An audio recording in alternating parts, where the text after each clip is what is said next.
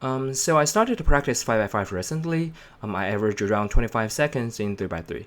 Not that impressive, but I need to spend around 4 minutes and a half in 5x5, which seems ridiculously slow, especially when I look at those unreachable cutoff or the time from some people, even though they are slightly faster than me in 3x3.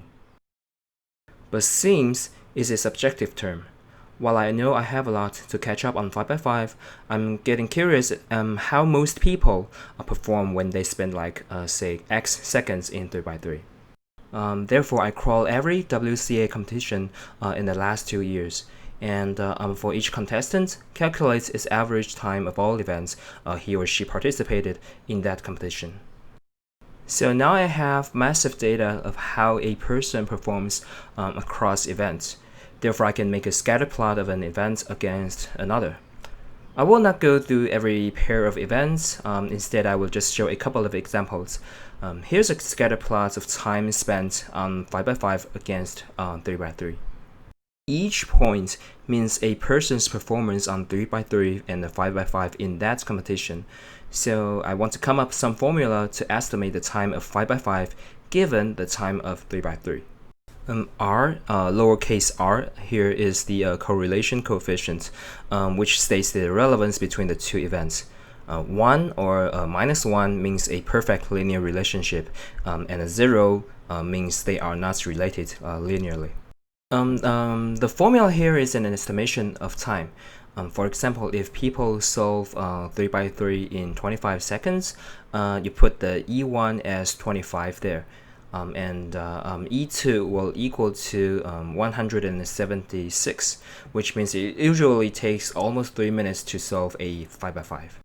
Of course, the formula is not that precise since the correlation is not exactly 1. And how well this formula estimates can be seen by its R-squared value. 1 means a perfect guess, and 0 means it's the same as a naive guess by just looking at 5x5 alone without considering the 3x3. So the higher the better. Well, enough talk about math. Let's just look at where I am on this chart and visual. Well, a lot for me to catch up. And here are the plots for 3x3 one hand versus 3x3 and the 3 blind versus 3x3.